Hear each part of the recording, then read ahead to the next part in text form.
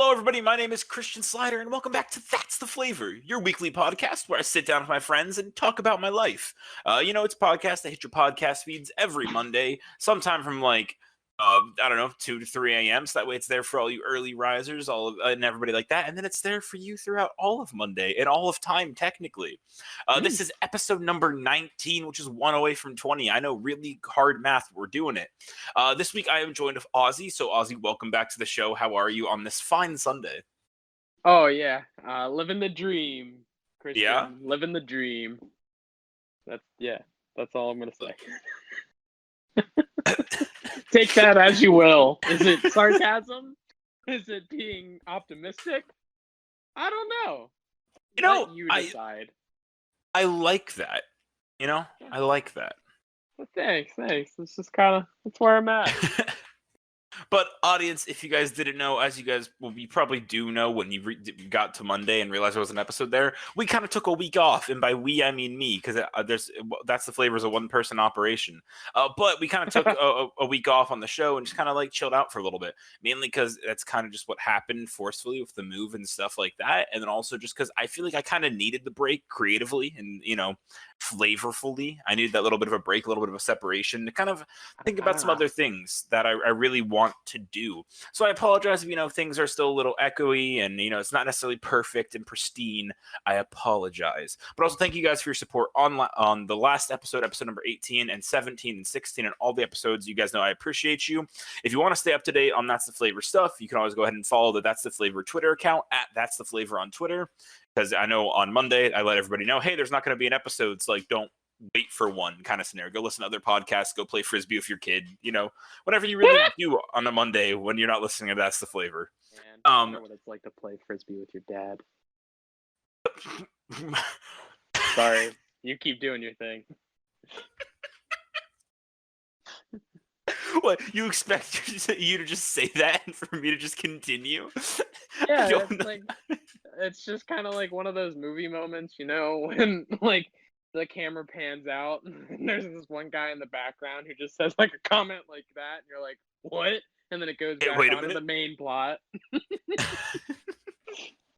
So it's time to go back to the main plot.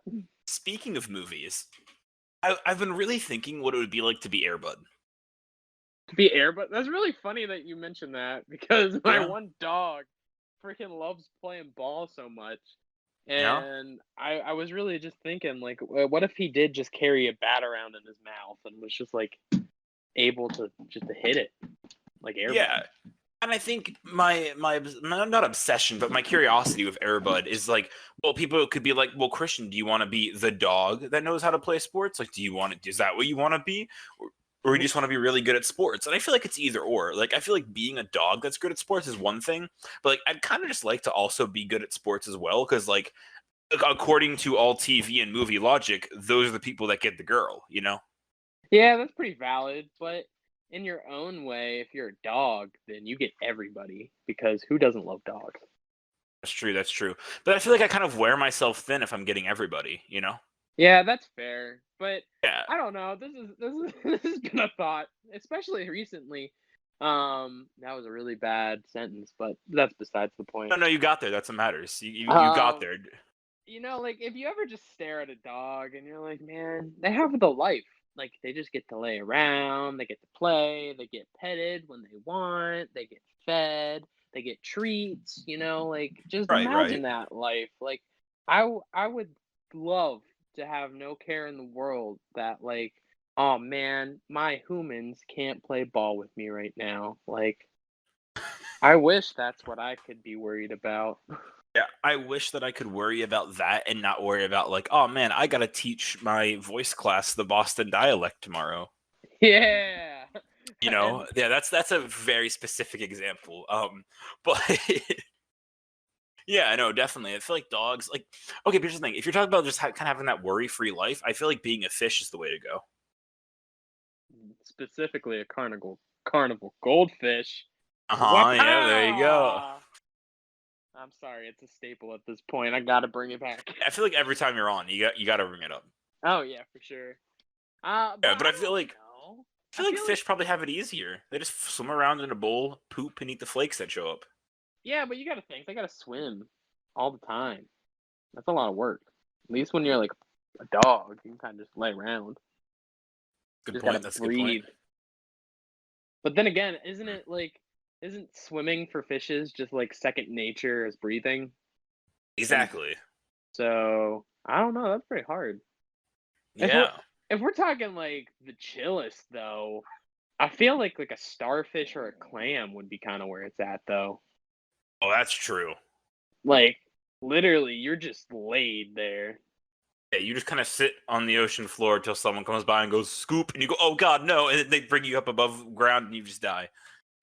Or you become a fish in an aquarium and you're like that Nemo star. I Or they eat you if you're a clam. mean, I feel like you could eat starfish. I don't think it would taste very good. Yeah, but Like, just because it wouldn't taste good doesn't mean it's not edible. I don't know. Anytime I feel like if I would try to eat a starfish, I would think I'm eating Patrick Star. And I would feel like a cannibal. Close your Even eyes. no, Yeah. Now no. I know what you're gonna try and say. So it's gonna be like something along the lines of, Christian, what are you saying? That cannibalism's okay if you just close your eyes and don't look at what you're eating? And no, that's not what I'm saying. I'm gonna I stop was that gonna right say there. that. That's how bad fan art gets made. All right. I'm sorry, but now I can't just not see you just with a plate full of arm with your fork and knife just eating away at it. And you're like, oh, this is some tasty forearm. I love me a good bicep on Sunday night. That's how cannibals are. Like, do you feel like that's kind of like their normal conversation? Like, oh man, honey, this is some great forearm. I really like the honey mustard glaze on it. Like I just I just think of like conventions, for cannibals, and they're like, so this is the proper way to eat the human conventions for body. cannibals. They're like, a lot of people throw away the liver because you don't know if the person you're eating was an alcoholic or if their liver was failing, So this is a safe way to check to make sure that the liver will actually be the tastiest part of your meal. It's like a cannibal culinary class. That's what it is. It sounds There you like a really obscure like GAR at a college, like go. culinary cannibalism. It's the very last option on the culinary section of classes, and you kind of do that thing where it's like, is this a joke? Is it a joke? No, it's not a joke. It's not a And like joke. it doesn't even have like a course number because like nobody like is like this actually a The thing. the professor in quotations takes all the course guidebooks and he writes it in.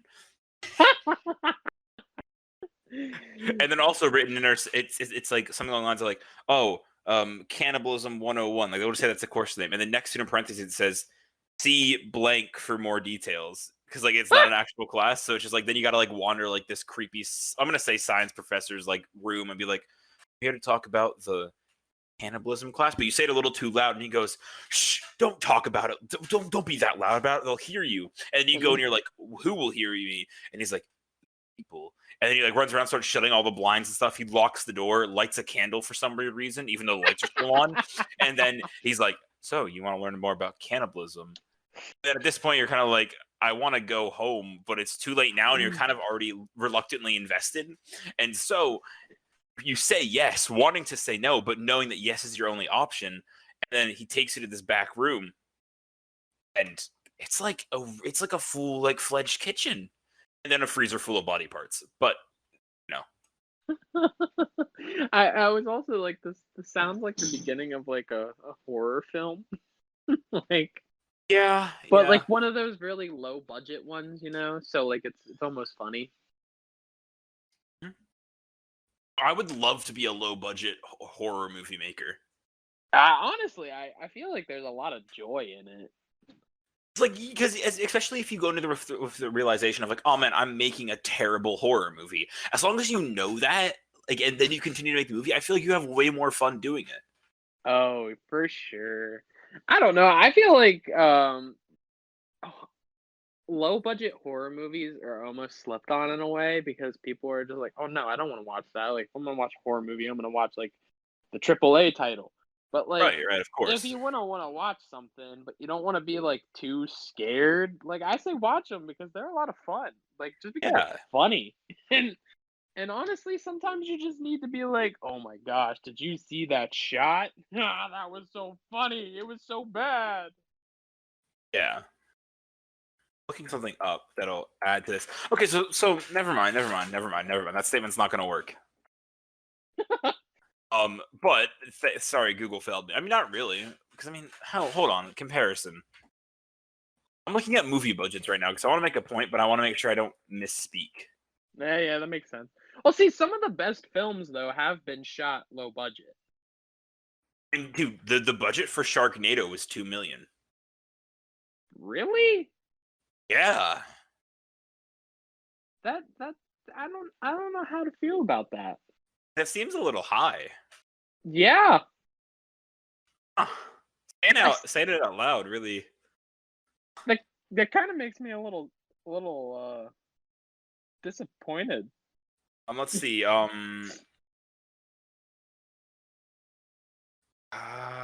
Then you have Sharknado 3, Oh Helena, which is 2.4 million. Sharknado 5, Global Swarming was 5 million. Uh, the last Sharknado. Oh wait. Here's all the budgets. So Sharknado. Let's see. Yeah, Sharknado was 2 million. You have the last Sharknado. It's About Time was 3 million. Sharknado 5, Global Swarming 5 million. Sharknado: The Fourth Awakens was 3 million. Nowhere in here does it say Sharknado 2, which worries me. Hmm. Interesting. Sharknado 2 is just the one that nobody wants to talk about. There's a movie called Two-Headed Shark Attack, which was 1 million US dollars. Two-headed shark attack?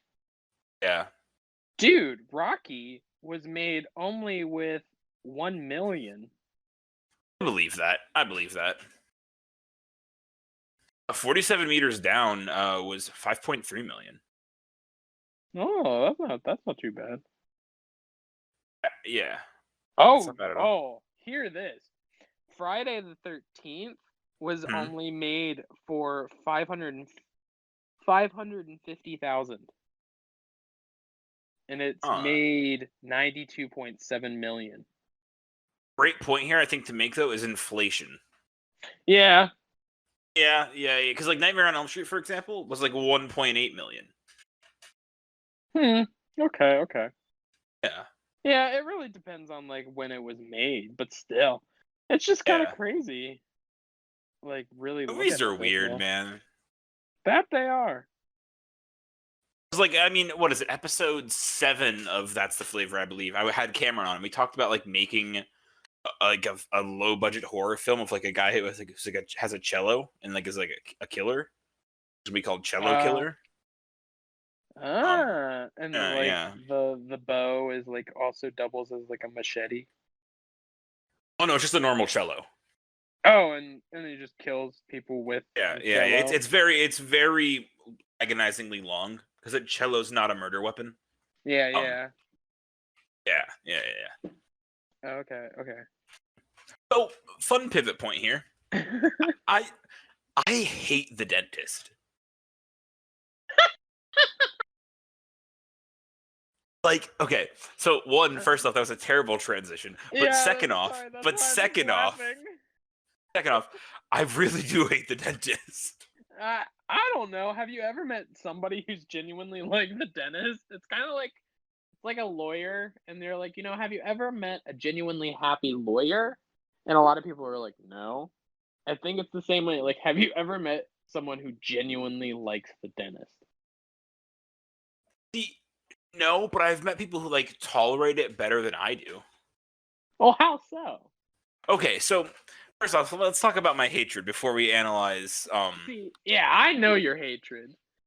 Yeah, because like, so it all started when I was younger, and I had to get teeth pulled. And that was a scary experience because like they didn't knock me out for it, so like I just was awake as they like got all sucky and breaky on my teeth, you know. Sucky, I'm not going to sucky. go into detail on the podcast. And all I vividly remember was there was like, from what I remember, of course, whatever. Like, my parents could rush in and be like, "No, that's wrong. Who knows?" But was like a black and white gorilla video playing on like the monitor in front of the chair, and it was it that pretty weird. SpongeBob episode? No. It was just some gorilla video. That's all I remember. And they're like, "Yeah, we're just gonna numb you up," and they went, and then like numbed me up, and they were like,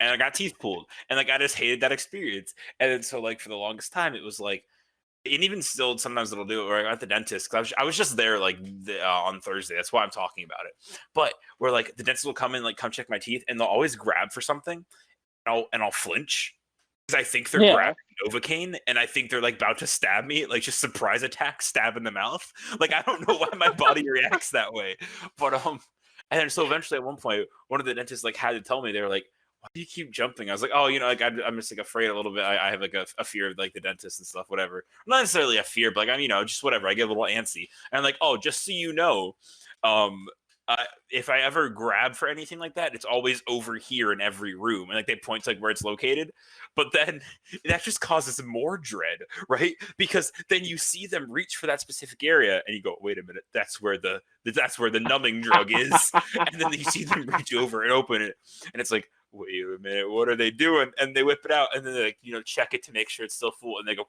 and it's like, "Ah, no." So maybe it's not a good thing I know where it's located. But I don't know, man. I think especially, it doesn't help that like another great example of not why I hate the dentist, but just another great dentist example. I got my wisdom teeth pulled. Now, mind you, that's like an ortho surgery place, not necessarily a dentist, but still, whatever. Yeah. And as I'm going under, like I should have the one time. He goes, instead of just having me count backwards, instead of anything like that, this man goes, "All right, Christian, I want you to imagine you're reeling in a big fish. All right, now here we go. Reel it in, reel it in." And then I knocked out. I'm like, what is that? I really wish you would have had like a dream of you actually reeling in that fish, because it just would have been a continuation.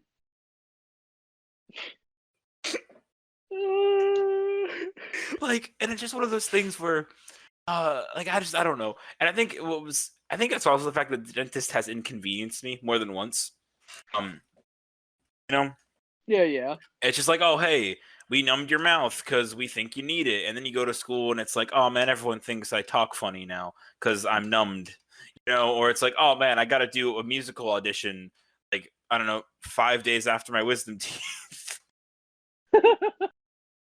That's another fun story. I don't know, man. It's just I don't like the dentist, and it's like they get all pokey, get scrapey and stuff, and it's like, just let my mouth rot, whatever. Yeah, and then your mouth tastes weird because they don't like. I don't know how they do it. And then you look at your bib and you're like, "Whoa, what's all this red stuff?" And they're like, "That's your blood." And you're like, "What? You were Yeah, making it's me especially fun bleed?" when I know how, like, my like the things that make my mouth feel certain ways, right? And so Yeah. like now due to COVID, at least I believe it's due to COVID, they have you like rinse your mouth real quick before they start working on it with like diluted hydrogen peroxide. And so Yeah. it's like diluted in water. So you take it and you swish it and you spit it back up. First off, let me tell you, spitting a liquid back up into a paper cup is gross. But Yeah. like I hate that. Second off, they're like, "Oh, do you want some water to rinse out your mouth?" I was like, "No, I'll be fine." And then they leave me back, start with my mouth. And they go, "Oh man, that's kind of weird. You didn't want to drink because it has like a really weird aftertaste." And then I start to taste the aftertaste, and I go, "Oh man, I made a mistake." But it was too late. I couldn't turn back. I I had my cleaning like 2 months ago and I did the exact same thing. I was like, "Oh man, now it just tastes like sad metal." Yeah. Oh. And then it's like, why do dentists and like and hygienists and stuff ask you questions when their hands are in your mouth, or I not their hands, but the know. tools? It's like, "Oh, so last time you were here, you told me about like this one college you're auditioning at." As she's like scraping away at my mouth, and I'm like, I can't answer this without endangering my mouth right now. Like, when do you want me to answer this? I I have a crazy story because like I don't know if my dentist just completely forgot who I was or was mixing me up with another patient, but literally just like, "Yeah, so how's your sister?" And I'm like, "Uh, I Uh, I don't have a sister." And then uh, she's like, "Oh yeah, are are you at school?" No, I'm here right now." Oh yeah, yeah. How's your dad? My dad's not with me. Oh yeah. How's your mom? Oh, she's good. She's good. And then Jake. She's doing okay. She's fine. We landed one. We landed one of those things. And then I was like, what happened? I just don't understand how you can mess it up that bad. She's You went through every member of the family. she's got a mental. She's playing like mental battleship of herself, hit Yeah. and a miss. Like D12. Miss. Jesus. Yeah, I just no dentist is a no go. I don't know. Like I hate saying it. Like I would rather go to the doctor than the dentist.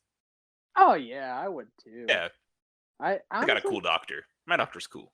like, I feel like if I had to go to any like specific doctor, I would go to the eye doctor. Like I've always liked going to the eye doctor. It's never been like bad. Like yeah, they like shine a couple bright lights in your eyes, but like it doesn't hurt or anything. And then they tell you, man, you're blind. So here's some glasses. That's true. That's true. Also, okay, so weird thing. I like going. Okay, now this may be because of the specific orthodontist, right?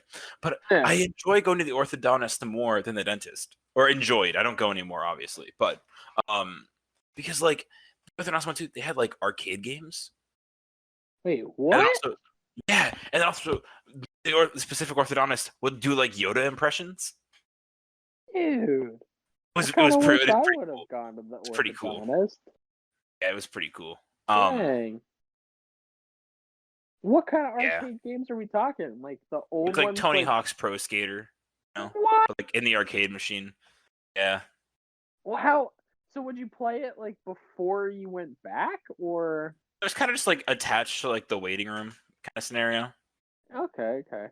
Yeah, yeah. No. It's in the room. They have it set up so you can play it. Well, they You're do leaning your in the teeth. chair and they go, yeah. It's like, all right, son, can you do an ollie for me? You do an Yeah. ollie with your tongue.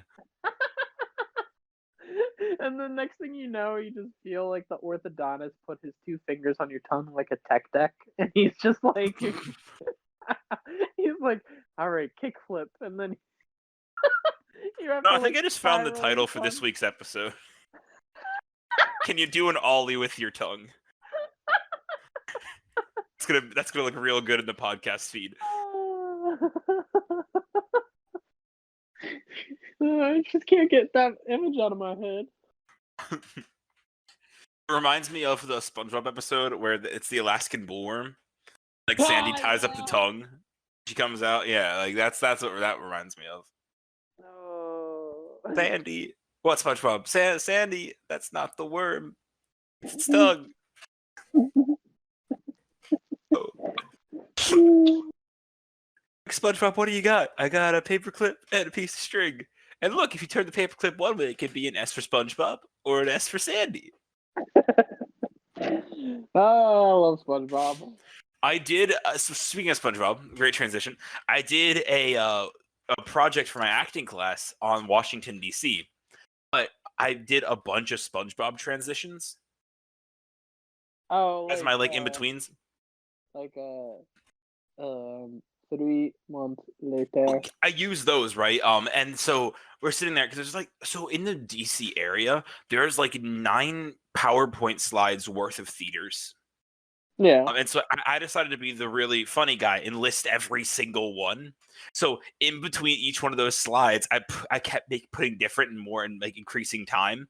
And so it was like, oh, a few moments later, 5 minutes later, I just kept going with all those different like SpongeBob time cards. I did that, and then also I put SpongeBob gifs on all my in between slides. So it's like, oh, let's talk about Washington D.C. entertainment. It's like a gif of the jellyfish dancing in SpongeBob's house, and then like chanting around the broken clarinet that's on fire, like.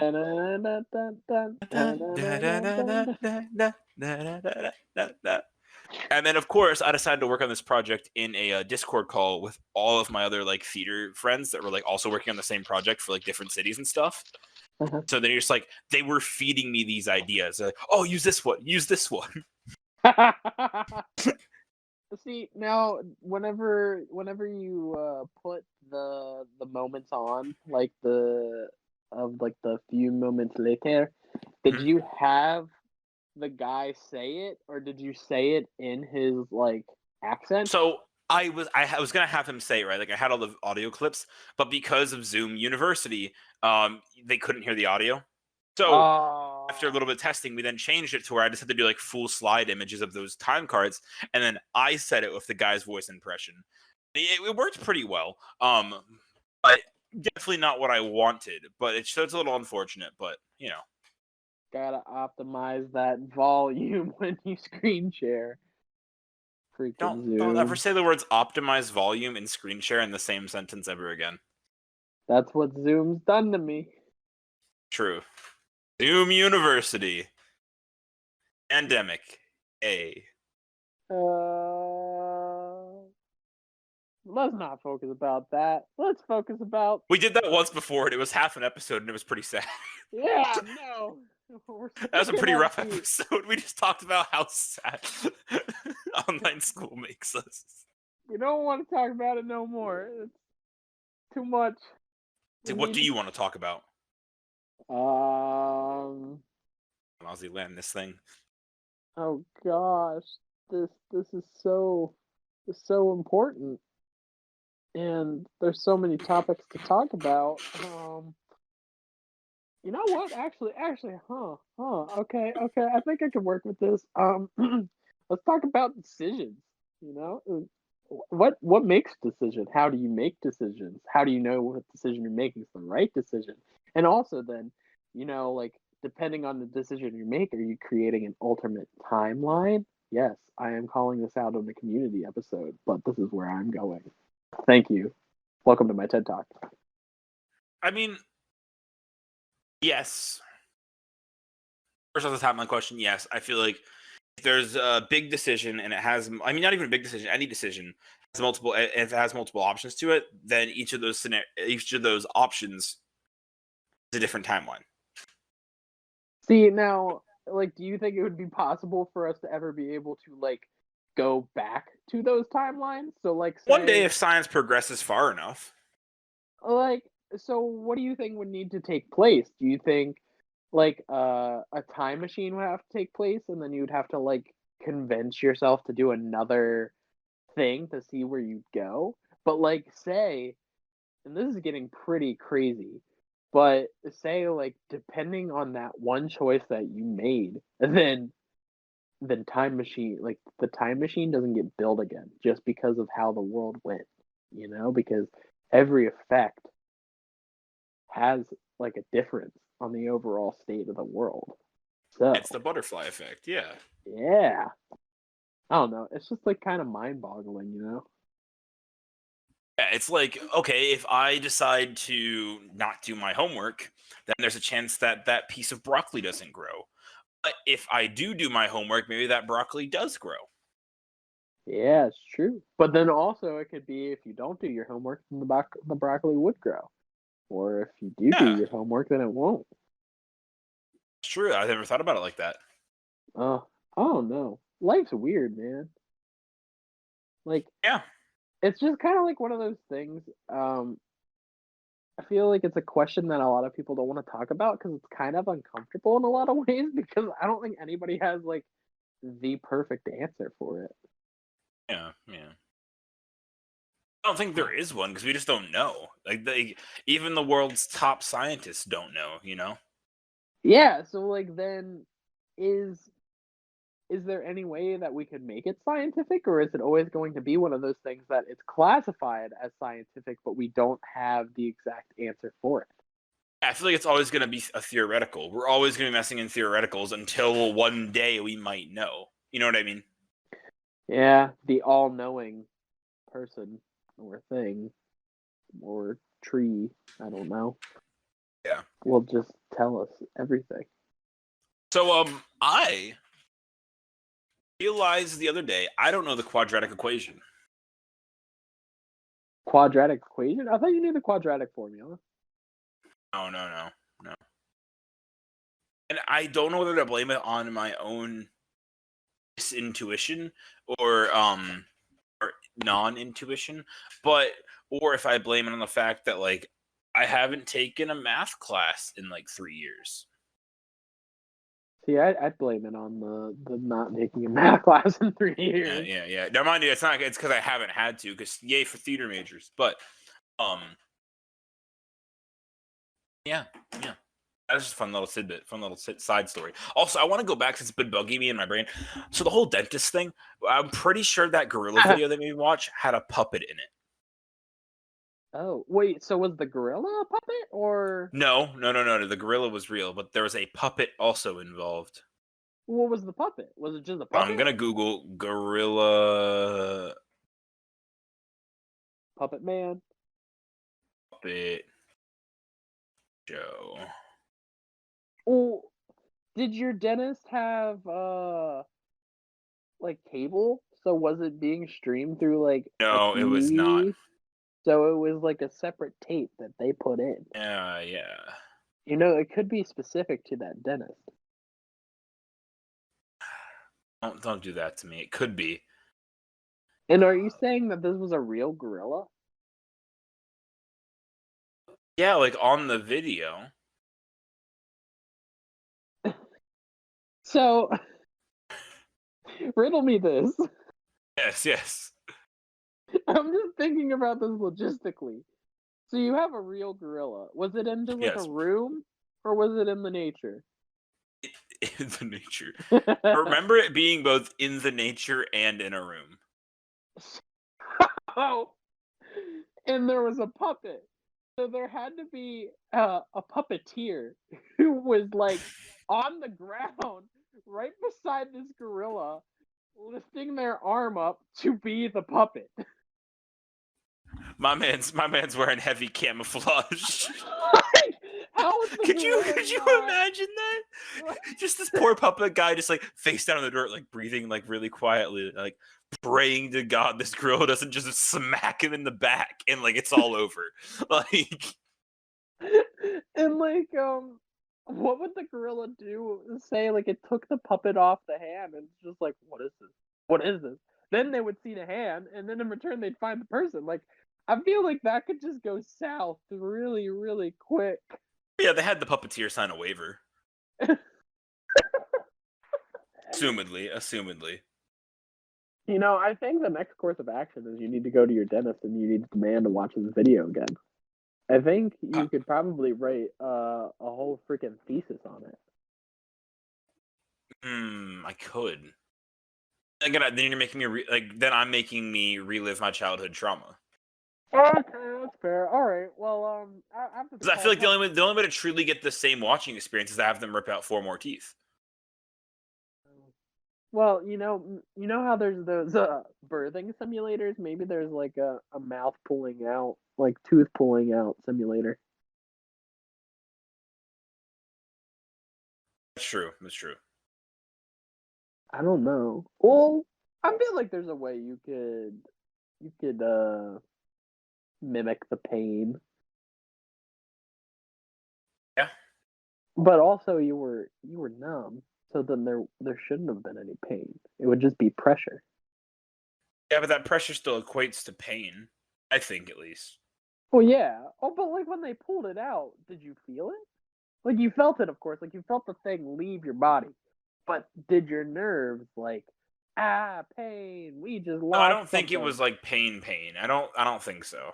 Like more like an uncomfortable amount of pressure. Yeah. Lack of Which I don't know. I pressure? still equate to some kind of pain. I don't know.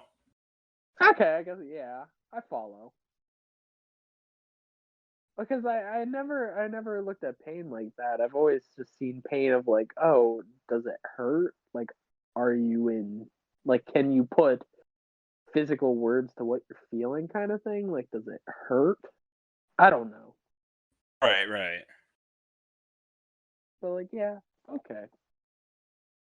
All right. So then I guess the next course of action is then I will have to go to this dentist, demand for the video, and watch it. And I guess get 4 teeth pulled. Yeah. So then we can have 2 stories and we'll have an age range. You know, maybe we could turn this into a science experiment. Studying, I don't I know don't what. know if we should. Well, why not? I say we get a test group of like maybe some pigeons. We test it on Okay. them. But do pigeons have teeth? That's a great point. So, like, why would they go to a dentist? Well, we convince them. Well, I guess if they're part of the test group, then they have to. Yeah, exactly. As long as they sign the waiver, as long as we get the pigeon signature, we can do whatever. So then, are we giving them anything for completing our study? Like a handful of breadcrumbs. Oh, that's pretty nice. Yeah. Oh, wow. It's cheap on our end too. Yeah, because we could probably just buy like a loaf of bread, and then we'd get everybody all of the pigeons Exactly. fed. Or we just say we're going to give them something and give them nothing. Oh, that's illegal. Yeah, but corrupt business at its finest, Ozzy. Yeah, but we don't want to be a corrupt business. We want to be a trustworthy business. We want pigeons to come back and do more tests with us. Well, they'll come back. Oh, that sounds maniacal. I don't know what you're talking about. I don't know if I can be a part of this anymore, Christian.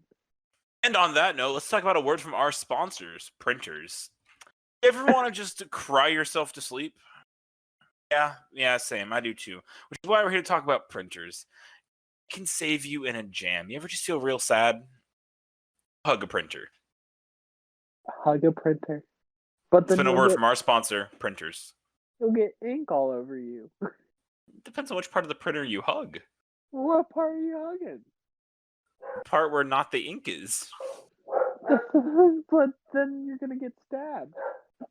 Oh. I don't know if I'd hug a printer. Do you not? Did you say you're gonna get stabbed? Yeah. By what? By the tray that the pages come out. It's plastic. Yeah, it could stab you. Yeah, with enough pressure. I'm not saying you hug it really hard. See, I would use the printer to print out a person that I could hug. That's probably the smartest thing I've ever said in my life. I think that equates to like the early forms of AI, printing like a picture of someone out on a piece of paper. Huh, I never thought of it like that. Yeah, because I mean, like if you really think about it, but You know, yeah, AI is kind of scary in a lot of ways. yeah. Like, do you ever think, like, I've never watched Black Mirror, but what I've heard from it, like, how screwy would that be if that stuff happened in real life? I mean, I feel like it, but here's the thing with Black Mirror. I feel like some of it's not that far off. Yeah. And that's why Black Mirror is so like it falls in that kind of uncanny category because it's like it's as much as it's like distant future or whatever. Like it's not. I don't know. You know what I mean? Like it's not like some of the topics that are brought up are that far off. Yeah, I think that's what's so scary about a lot. And that's what that's why it's so unnerving. It's not like it's a horror show. It's just it tosses in a lot of really near topics. Yeah, well, And that's what makes that terrifying. just based off of what I've like heard from people and not even seen. It's just basically what I've heard from people. It's about like technology like taking over, We right? have technology.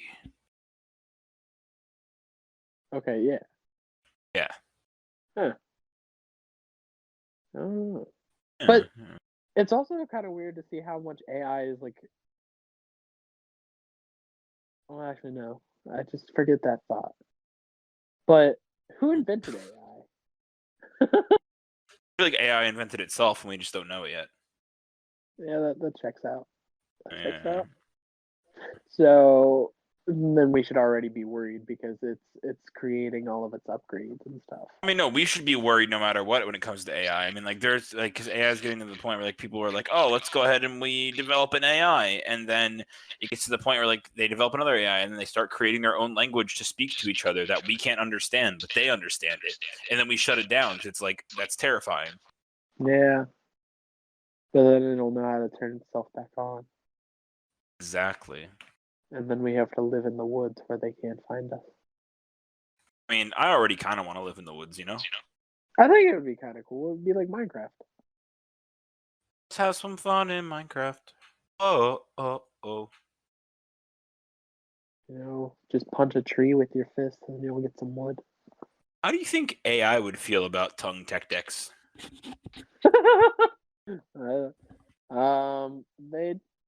They'd probably be like, I don't understand. Yeah, You I know, feel like they would understand it in their own way, you know.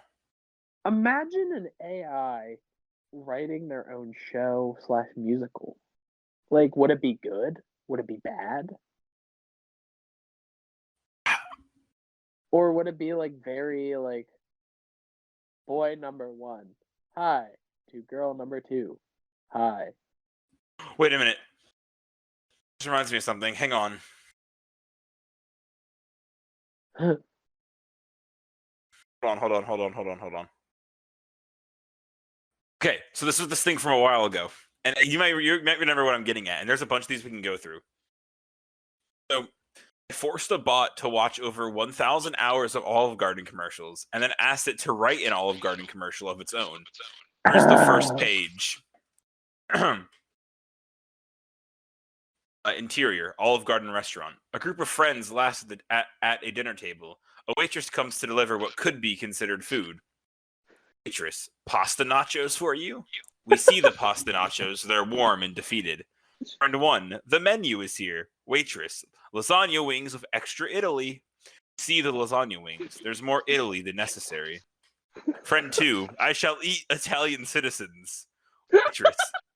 Waitress, unlimited stick. We see the unlimited stick. It is infinite. It is all. Friend 3, leave without me. I'm home. Waitress, gluten classico from the kitchen. We, the gluten classico, we believe the waitress that it is from the kitchen. We have no reason not to believe. Friend 4 says nothing. Friend 1, what is wrong, friend 4? Friend 4 says nothing. Friend 2, friend 4, what is wrong, friend 4? Friend 4 smiles wide. Her mouth is full of secret soup. Wait. Announcer in a wet voice. Olive Garden. When you're here, you're here. When you're here, you're here. I can't get over the eating an Italian citizen. And there's one more that I really. No, I know exactly. I have one. Where is So it? this is the one of they made a bot watch like over 10,000 hours of musicals and then to Okay. tell the synopsis. So musical exit miserable Chicago. Alexander Hamilton, a talking cat, dances on stage. He is an American Jersey boy, drenched in grease and lightning. Hamilton, music voice. My name is Alexander Hamilton. I am the Phantom of the Opera, and I never pay rent. Every word rhymes, and the music is instruments. Annie, the girl with 0 moms and 0 dads, tap dances to hurt the stage. Annie, with soundlessness. Tomorrow the sun will appear, but it will not give me my parents. I shall kill the sun. I get my gun. Annie dissolves into a puff of music. Alexander Hamilton spins around for 525,600 minutes. The Beast, a talking cat, drops out of beauty school onto the stage. Beast is a landlord. Beast like piano. To be guest, you may pay rent. Mamma mia. Annie, the girl with 0 mamas and Mias and 0 Mias, enters with her gun. She shoots the beast with a bullet of choreography. Annie, original cast. I dreamed a dream and now I have gun to gun. Give me parents. The beast dies and his purse breaks. He was cursed to be in a musical. Death ends his curse. This is the circle of life. Alexander Hamilton, sung from Eyes.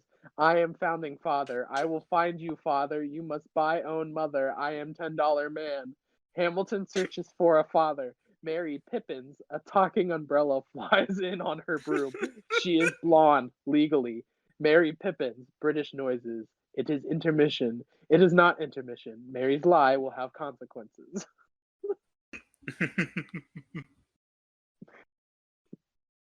Oh, that's great. I'd be content Annie with that disappears in content. I shall go get my gun. Annie disappears in a puff of music. It was like the Annie, the girl with 0 mamas and 0 Mias. I found another one. It's my second favorite to all of this. So I had a bot. It's forced the bot to watch over 10,000 hours of Batman movies and episodes, and then forced it to write a Batman movie of its own. Here's the first page. Interior: traditional Batcave. Batman stands next to his Batmobile and uses his Batcomputer. He's sometimes Bruce Wayne, sometimes Batman, all times orphan. I forgot that.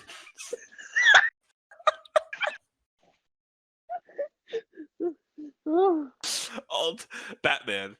This is now a safe city. I have punched a penguin into prison. Alfred, Batman's loyal battler, carries a tray of Gotham. Alfred, eat a dinner, mattress Wayne. An explosion explodes. The Joker and Two-Face enter the cave. Joker is a clown but insane. Two-Face is a man but attorney.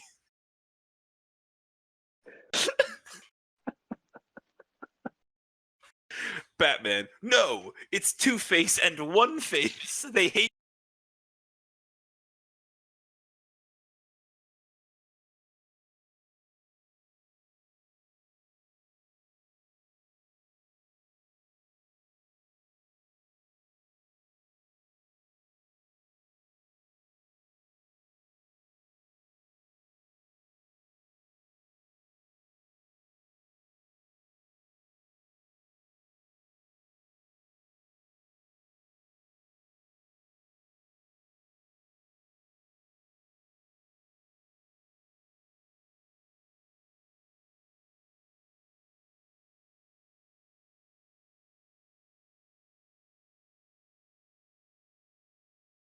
me for being. Batman looks around for his parents, but they are still dead. This makes him have anger. He fires a bat rocket. Joker deflects it with his sick sense of humor, a clowny power. The Joker, I have never followed a rule. That is my rule. Do you follow? I don't. Batman, Alfred, give birth to Robin. Alfred begins the process since it is his job. The Joker now has a present in his hands. He juggles it over to Batman. The Joker, happy Bat Day, Birthman. Batman opens the present since he's a good guy. It contains a coupon for new parents, but it is expired. This is a Joker joke. Scene. The sense of humor never fails. Batman looks around for his parents, but they are still dead. Oh. You know, can I am such a freak, society is bad, you drink water, I drink anarchy be my new catchphrase? I think you can take it. You drink water, I drink anarchy. I'm also a big fan of Batman throws Alfred at Two-Face, and Two-Face flips Alfred like a coin. And his head's up. Two-Face has So to go Two-Face home goes now. home. Alfred, birth the Robin. Yes. Alfred begins because it is his job. I like he is sometimes Bat. He is sometimes Bruce Wayne. He is always All times orphan. Oh. You know, all this proves that an AI bot or a bot is better at comedy than us. Yeah, Yeah. It's pretty spot on. It's got like pretty much everybody, like every sense of humor. It's got dark, it's got sarcasm, it's oh, like You I feel follow, I don't. there's Friend just I 4, what is friend 4? Friend 4 smiles wide. Her mouth is full of secret soup. Olive uh Garden, when you're here, you're here. you're here. Let's eat an Italian citizen. Ooh. Oh, And well, on that note, it's time to bring this episode of That's the Flavor to a close. Yeah, audience, thank you guys for hanging out this week. I know, we got a little all over the place. That's what That's the Flavor is all about, though. Obviously, next week is episode 20, a big 2-0. Our big boy is almost legal. I'm so proud of him. 2 more weeks until we get a legal boy. Or a legal podcast. I don't know where I'm going with this. But either way, thank you guys for listening. Thank you guys for support. If you haven't already, go ahead and follow the podcast feed wherever you listen to your podcast. Also, go ahead and tell your grandma about it, or your aunt, your uncle, your dog, your goldfish, your cousin from that one time you saw at the family party, and you haven't seen them in like 4 years, but they exist. Post it on your Facebook so everybody can see it, even the people you hate, because who doesn't hate Facebook? Just post it everywhere. Just hang out, have a good time, maybe read it a bedtime story, and just share it around. So thank you so much for coming on this episode. Oh yeah, of course. Oh yeah. I just as I was looking through my photos to find that the script, I found another thing, and I just want I want to leave this with you and the audience. So this guy rated all of the different food mascots, and it was based off of if he could kick their ass or not. Yes. So like on the side that it's just like I could definitely kick their ass was like the Gerbo baby. And then on the one that would like kick my ass was like the Jolly Green Giant and Tony the Tiger. So I want everybody to think about it. Like what food mascot would kick the living shit out of you? The Gerbo baby. Which one do you think you could be? I mean, I don't know, man. The Gerbo baby could totally kick my ass. So that's where I immediately disagree. Yeah, I feel like the baby would probably beat me up. Also, the Kibler guy, like the one with the fudge stripes, like that little elf. I feel like because my man's just gonna be popping. My man's gonna be popping in and out of an oak tree the whole time, just boxing you in the face, and you're not expecting it. Yeah, and I also don't agree with this guy because he said that it was gonna be a fair fight between him and the Kool-Aid Man. You sure as hell know that's not happening. The Kool-Aid Man busts through walls. He's gonna break you. Yeah, but the Kool-Aid Man goes one of two ways: he either busts through the wall and he's okay, or you hit him just right and he shatters. That is true. That one's really up to chance on that one.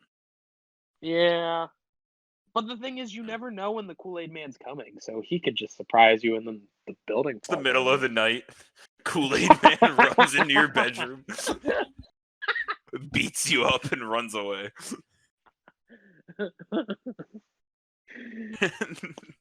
All right, I'm done. On that little tangent, again, Ozzy, thank you so much for coming on the show. Yeah, you know that having you on every time is a joy, and I hope you enjoy it. Of course, I love it. Yeah, audience, share this around, tell your friends, tell your family. And until next time, I've been Christian Slider. This has been episode 19 of That's the Flavor.